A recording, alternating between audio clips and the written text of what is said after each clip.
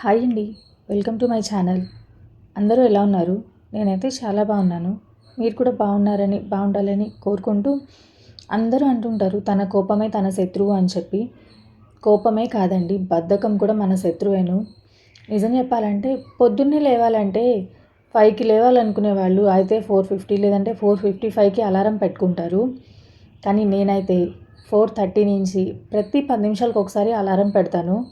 లేచేసరికి 5:10 అయిపోద్ది. అరెరే 5:10 అయిపోయింది, లేవాలి, ఫాస్ట్గా చేసుకోవాలి అని చెప్పి గబగబా లేచి చేసుకుంటాను. నాలాగా ఎంతమంది అలారం పట్టుకునే వాళ్ళు ఉన్నారో, ఆ అలారంని కట్టేసి పడుకునే వాళ్ళు ఎంతమంది ఉన్నారో ఒక్కసారి కామెంట్ చేసేయండి.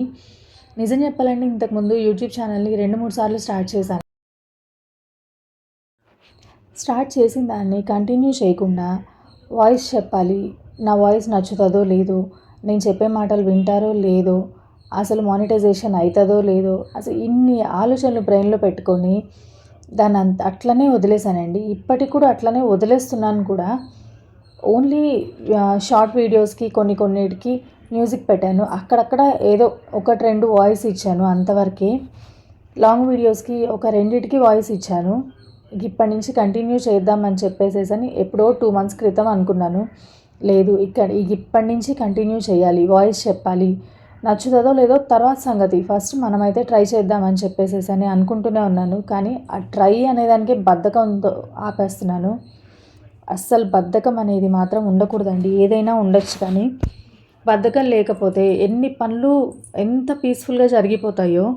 అసలు ఆ బద్ధకం అనే దాన్ని వదిలేస్తే, బద్ధకం అనే డిక్షనరీలో నుంచి తీసేయాలండి ఫస్ట్. మన లైఫ్లో నుంచి తీసేస్తే మనం పీస్ఫుల్గా ఉండొచ్చు. అసలు ఆ బద్ధకం లేకపోతే ఎన్ని పనులు జరిగిపోతాయో. పొద్దున్నే లేస్తాము, మన పనులు మనకి ఫాస్ట్గా జరిగిపోతాయి.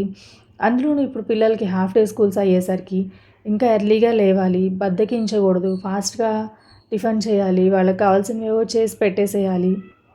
ఇంకా తర్వాత మనల్ని ఎవరు కదిలిస్తారు? హ్యాపీగా మనం రెస్ట్ తీసుకోవచ్చు కదా. అవసరమైతే ఒక న్యాప్ కూడా వేయొచ్చు. కానీ రోజులో కనీసం ఒక 20 minutes అయినా మనం న్యాప్ వేయాలండి కంపల్సరీ. హౌస్ వైఫ్ తక్కువేం కాదు. అందరూ హౌస్ వైఫ్ ఇంట్లోనేగా ఉండేది, ఏం చేస్తున్నావు అని అంటారు. ఏం చేస్తున్నారో ఒక్కరోజు వాళ్ళు చేస్తే అప్పుడు వాళ్ళకి అర్థమవుతుంది.